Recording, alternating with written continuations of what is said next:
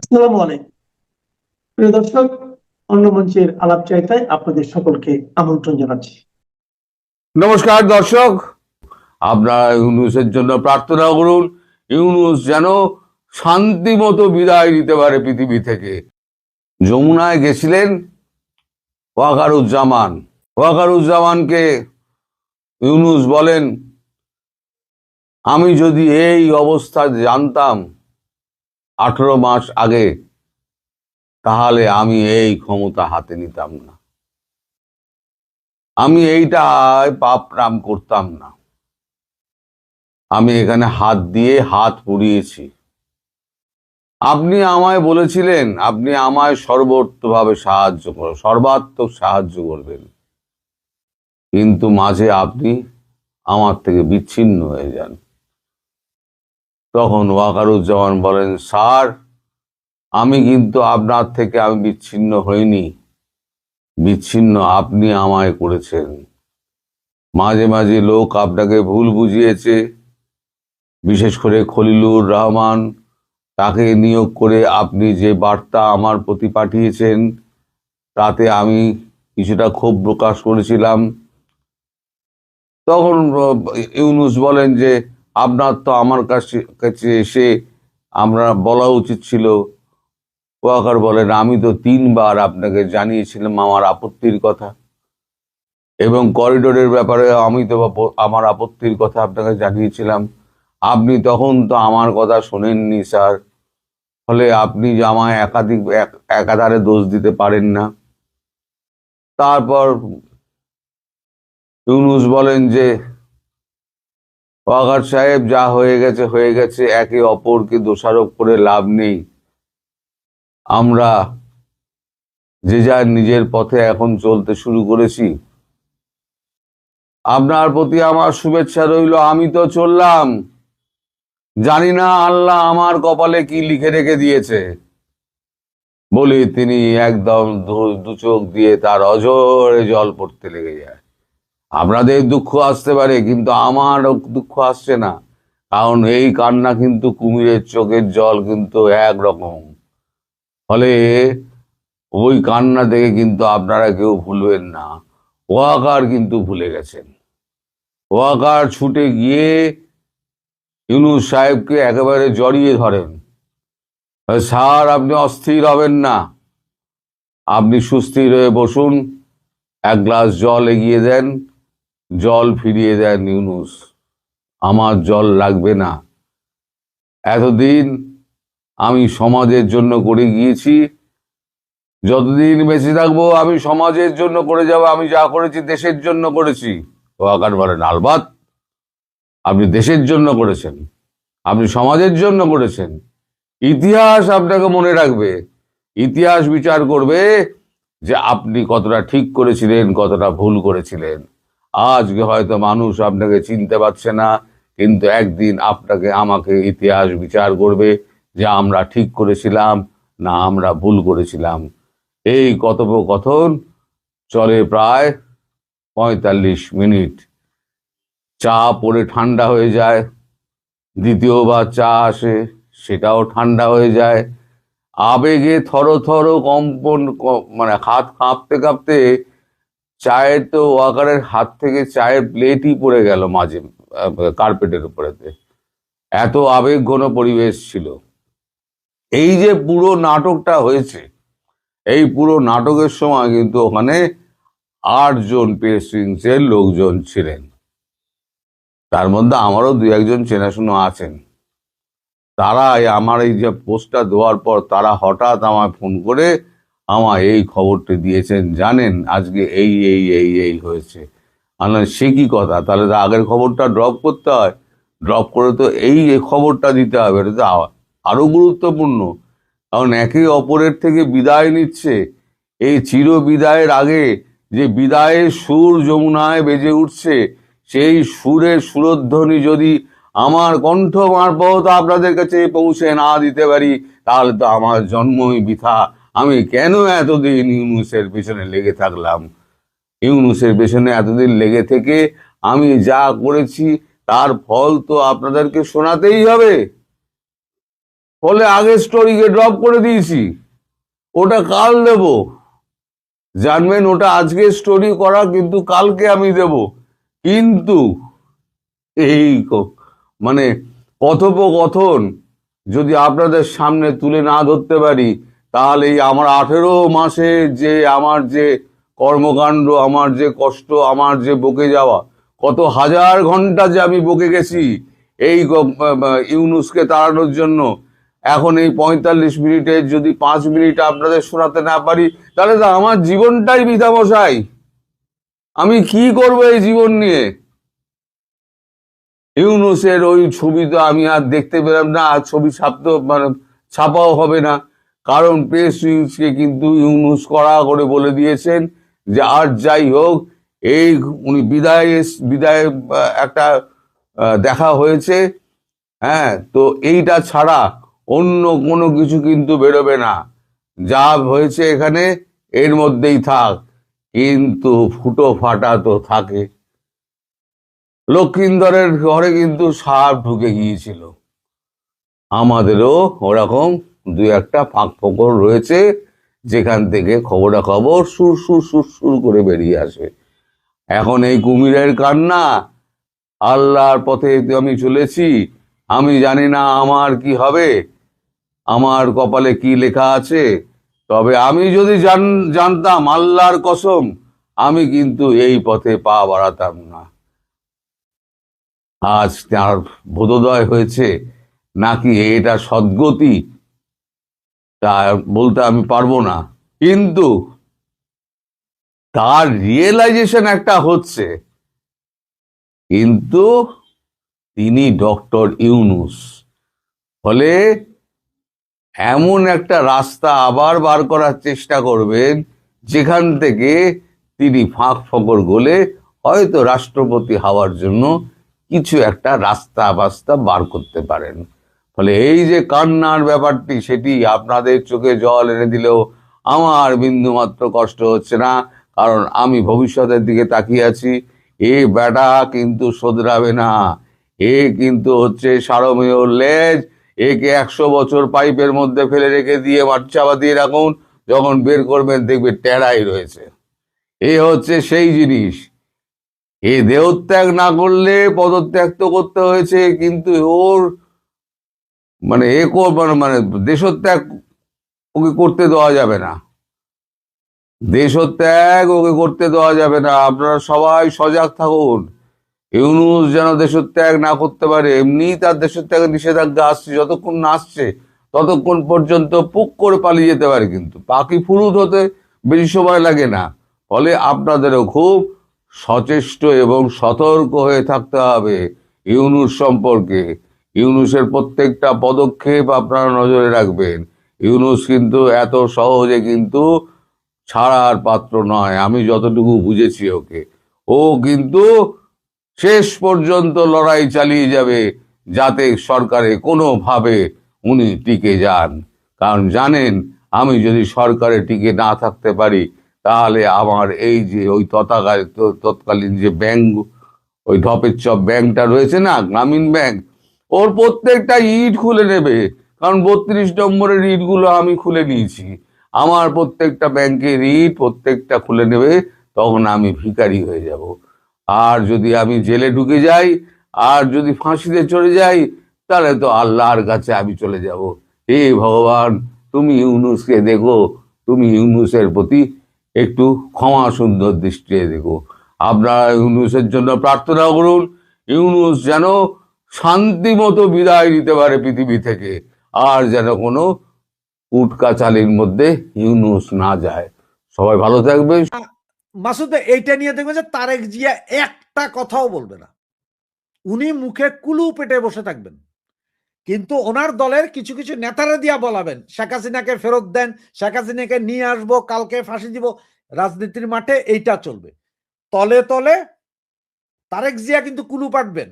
তারেক জিয়া হয়তো যে হানা ভোটের সময় যেন একবার বলছিল যে হাতে ভোট দিন, সেই রকম হয়তো বলবে যে আমাদের কাছে যেহেতু আসামি প্রত্যাবর্তন চুক্তি আছে, সেই চুক্তি অনুযায়ী আমরা শেখ হাসিনাকে ফেরত চাইবো দেশ থেকে।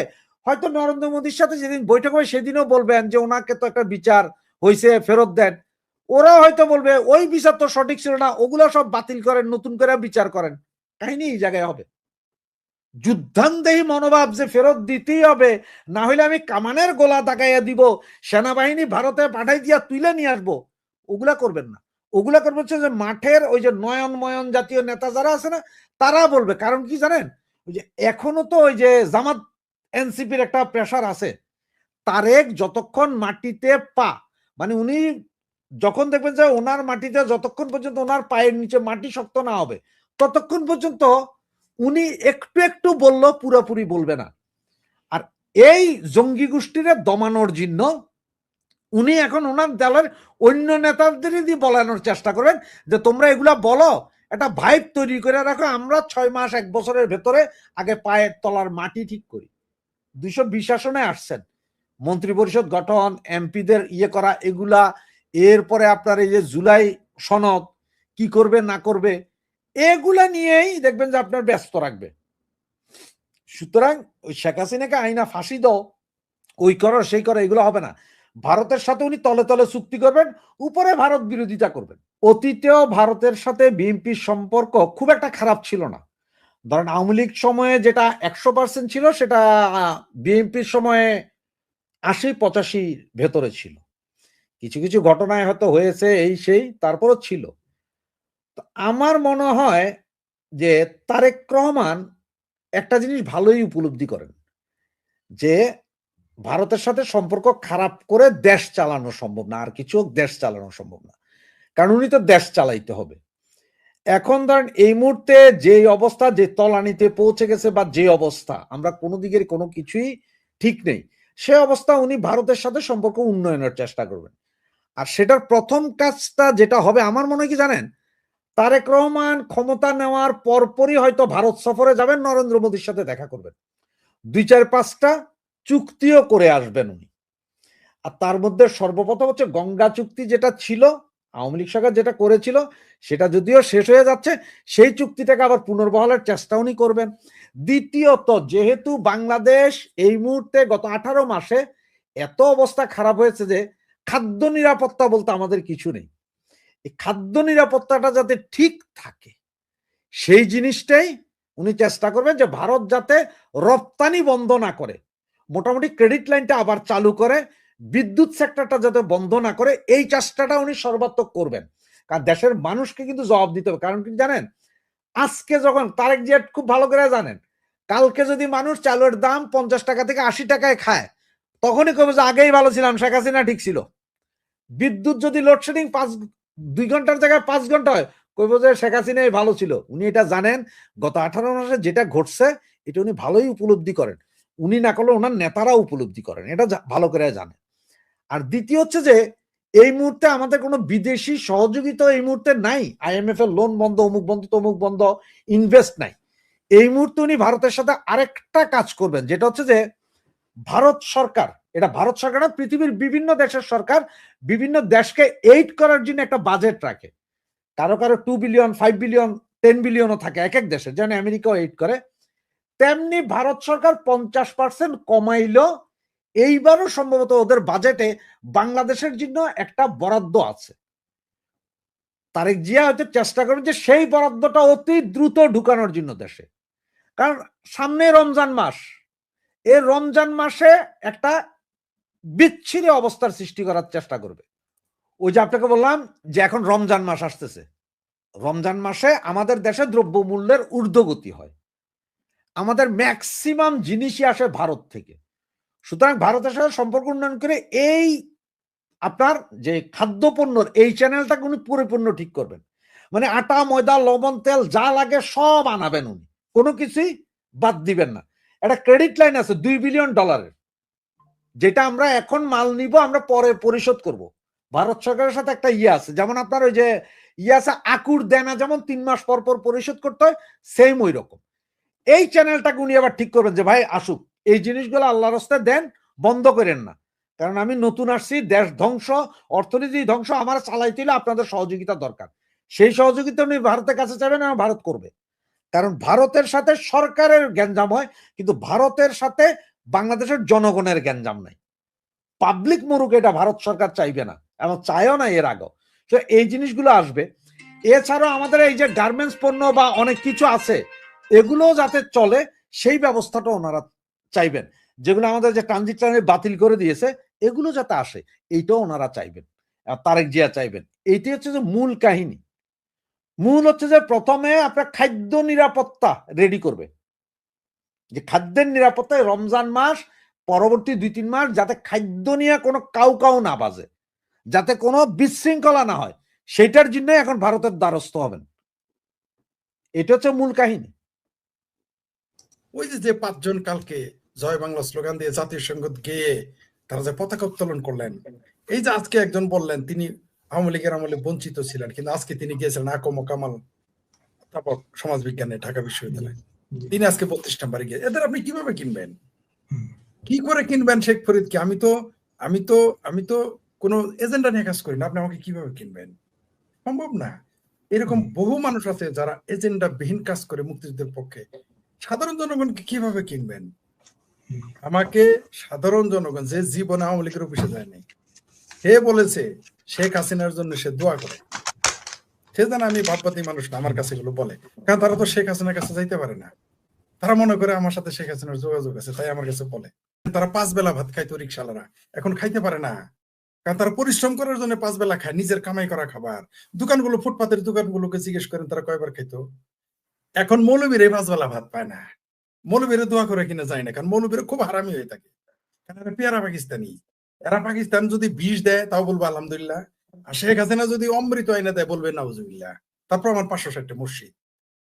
আমি আওয়ামী লীগের নেতা কর্মীদের অনুরোধ করব, আপনারা দয়া করে জামাতের সার্টিফিকেট নেওয়ার জন্য আপনারা মসজিদ মাদ্রাসা বানায়েন না।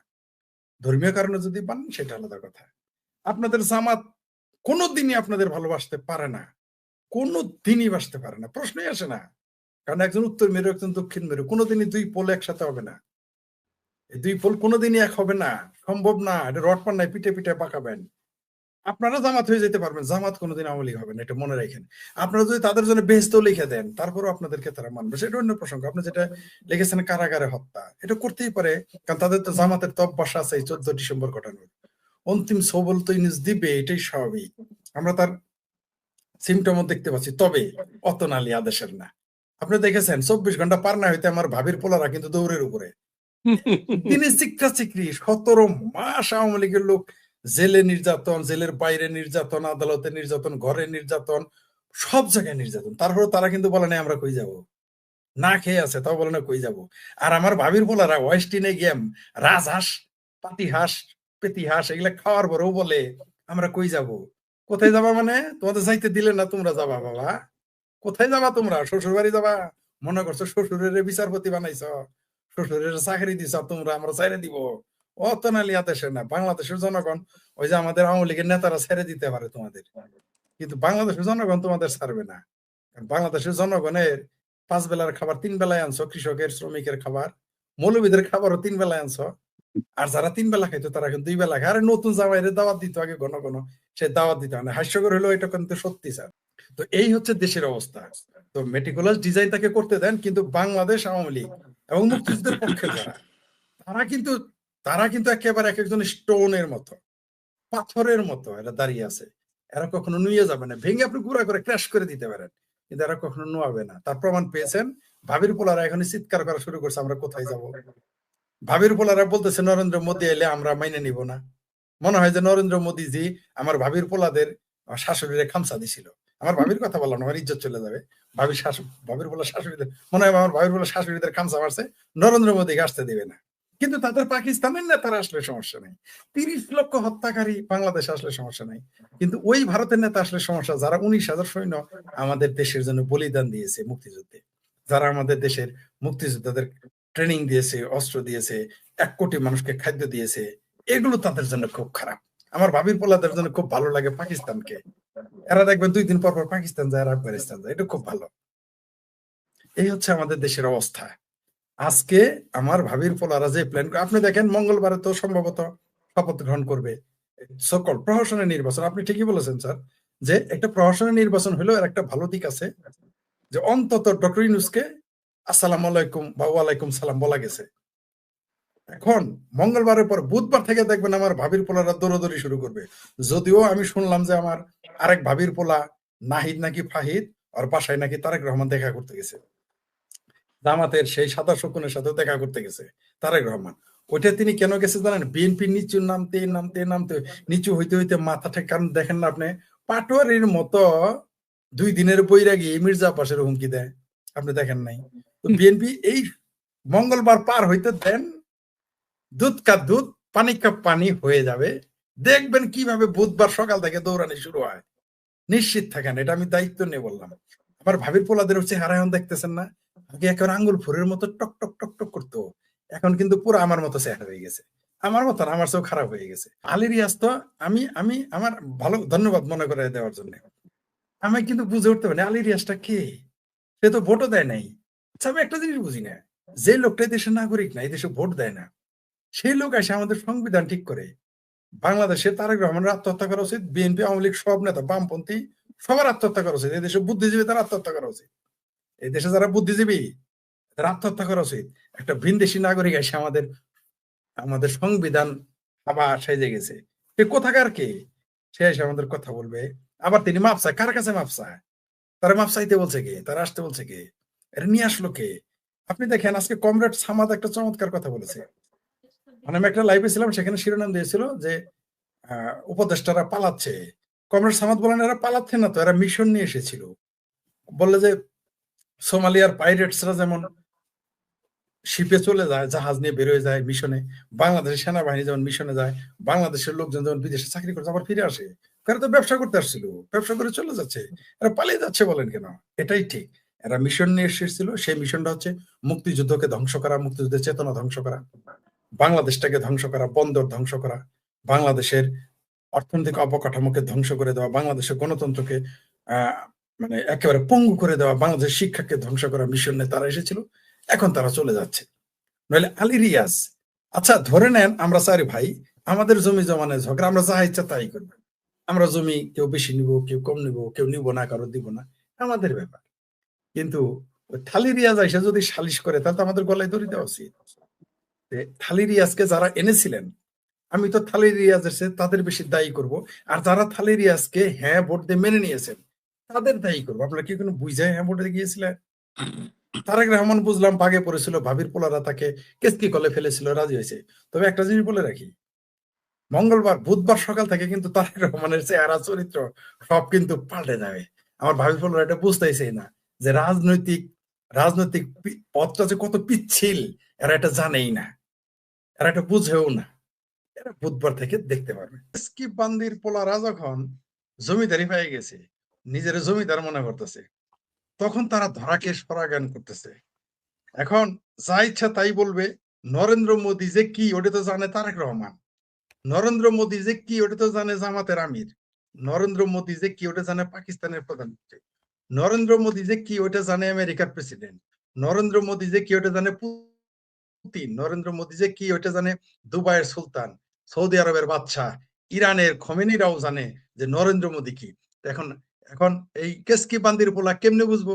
ওর জগৎ হচ্ছে কুয়া, ও তো জীবনে কুয়ার পোকা মাকড় ব্যাঙের বাইরে তো কিছু দেখে নাই, তাই ও মনে করে যে ওর মতো সবাই, তাই ও যা ইচ্ছা তাই বলতে পারে। নরেন্দ্র মোদী বিরোধিতা করে বাংলাদেশে কেউ ক্ষমতায় থাকবে এত সস্তা? নরেন্দ্র মোদীর বিরোধিতা করে আমেরিকা ধাক্কা খেয়ে গেছে। নরেন্দ্র মোদীর উপরে ট্যাক্স দেওয়ার কারণে ভারতে এখন পুরো ইউরোপীয় ইউনিয়ন চলে আসে, খোদ ব্রিটেন চলে আসে, দুবাইয়ের সুলতান, দুবাইয়ের আমির চলে আসে উইদাউট নোটিশে, বলে ভাই সাহেব আ যাইয়ে হামকো থোড়া চায় পানি পিনা হে, চলে আসে। তো আমার এই কেসবান্দির পোলার ওগুলি কি বুঝবো? আপনার নরেন্দ্র মোদীর রাজনৈতিক আদর্শের সাথে বিরোধিতা থাকতে পারে, সেটা আলাদা বিষয়, কিন্তু ভারতের জন্য নরেন্দ্র মোদী মানে এখন প্রমাণিত হয়ে গেছে ভারতের মধ্যে সবচেয়ে, মানে যদি আপনি ইন্দিরা গান্ধী, শ্রীমতী ইন্দিরা গান্ধীজির ৭১-এর ভূমিকা ব্যতীত যদি আর যে কোনো জায়গায় যান, নরেন্দ্র মোদী যে কোনো প্রধানমন্ত্রীকে ছাড়িয়ে গেছে। তার দেশকে সে কোথায় নিয়ে গেছে আপনি দেখেন, মধ্যপ্রাচ্য থেকে শুরু করে ইউরোপ, ইউরোপ থেকে শুরু করে আমেরিকা, আমেরিকা থেকে শুরু করে অস্ট্রেলিয়া, ইউকে, কোথায় আপনি যান, এমনকি ল্যাটিন আমেরিকা, তারা কাকে চাচ্ছে? নরেন্দ্র মোদীর সাথে সেলফি আপনি দেখেছেন? যে আমাদের জননেত্রী শেখ হাসিনাকে বিদেশের প্রাইম মিনিস্টার কিন্তু পায়ে সালাম করছে, নরেন্দ্র মোদীকে ভাই মনে করে। জো বাইডেন বলছে আমার ভাই, ডোনাল্ড ট্রাম্প বলতো যে সে আমার বন্ধু, জর্ডানের বাচ্চা, দুবাইয়ের আমির, সৌদি আরব বাচ্চা বলে মোর নরেন্দ্র মোদী আমার বন্ধু, আমার ভাই। এখন বাংলাদেশের যদি এই এই কেসকি বান্দির পোলারা না বুঝে, আর ওই কি আপনার সাতার শকুন জামাতের আমিরের কি রুহানি আওলাদেরা যদি না বুঝে, আমরা কিভাবে বোঝাবো বলেন? বোঝানো তো সম্ভব না। সালাম আলাইকুম। নির্বাচনের ঠিক আগের দিন পর্যন্ত অথবা নির্বাচনের দিনও একটা ন্যারেটিভ তৈরি করার চেষ্টা করা হয়েছিল যে যদি বিএনপি ক্ষমতায় আসে তাহলে আওয়ামী লীগকে পুনর্বাসন করবে। এমনকি ধরেন এই যে জুলাই আগস্ট অভ্যুত্থানকে কেন্দ্র করে আওয়ামী লীগের বিভিন্ন নেতাকর্মীদের বিরুদ্ধে যে মামলা, অথবা যারা ধরেন দেশ ছেড়ে পালিয়েছে, লাইক আপনার শেখ হাসিনা সহ যারা এই মুহূর্তে ভারতে আছেন তাদের বিচার করা হবে না। ভারতের সাথে অলিখিত চুক্তি স্বাক্ষর করে ফেলেছে, এটা জামাত থেকে শুরু করে অনলাইন যারা ন্যারেটিভ ক্রিয়েটর আছেন লাইক পিনাকি, রিয়াজ, এরা প্রতিনিয়ত এই কাজগুলা করেছেন। তো জনগণের মধ্যে একটা অংশ এটা চিন্তা করছে যে আসলেই সম্ভবত এমন কিছু হবে, মাফ করে দিতে পারে। কিন্তু ক্ষমতায় যাওয়ার 24 ঘন্টার মধ্যেই শেখ হাসিনাকে নিয়ে কঠোর মন্তব্য করেছে আপনার বিএনপির পক্ষ থেকে, যিনি দলটির খুবই গুরুত্বপূর্ণ ভূমিকা পালন করেছেন, স্থায়ী কমিটির সদস্য সালাউদ্দিন আহমেদ এবং জনাব তারেক রহমানও। তো সালাউদ্দিন আহমেদের বক্তব্যটা কি?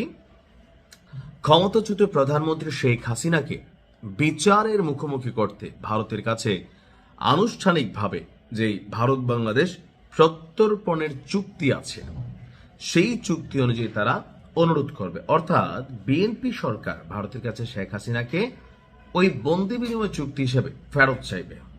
তো তারেক রহমান বলছেন এই ফেরত চাওয়ার প্রক্রিয়াটা আইন যেভাবে করা আছে ঠিক সেভাবেই হবে, অর্থাৎ আইনে যা আছে সেই প্রক্রিয়াকে করেই তারা ফেরত চাইবে।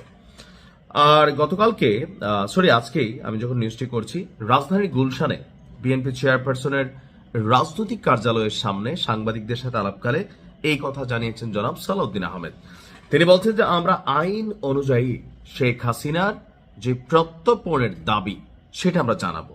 এটি বাংলাদেশের পররাষ্ট্র মন্ত্রণালয় এবং ভারতের পররাষ্ট্র মন্ত্রণালয় যৌথভাবে কাজ করবে এবং এটা তাদের এখতিয়ারের বিষয়। আমরা ভারত সরকারের কাছে দাবি জানাবো তাকে যেন বিচারের মুখোমুখি করার জন্য ফেরত পাঠানো হয়। তো 3টি জিনিসকে তারা গুরুত্ব দিবে। প্রথমত সেটা হচ্ছে আইনের শাসন প্রতিষ্ঠা, দেশের অর্থনৈতিক সমৃদ্ধি এবং দুর্নীতি নির্মূল করা। তো জনাব তারেক রহমান একই কথা বললেন যে আইন মেনে আপনার শেখ হাসিনার প্রত্যর্পণ চাইবে মানে বিএনপি। এখন ভারত কি আসলে শেখ হাসিনাকে ফেরত দেবে বা বিএনপি কি আসলে শেখ হাসিনার সুযোগ পেলে বিচার করবে? 100% করবে। বিএনপির প্রত্যেকটা নেতাকর্মীর মধ্যে একটা জিনিস তো আছে যেটা শেখ হাসিনা ভুল করছিলেন। আমি তখনও বলছি যে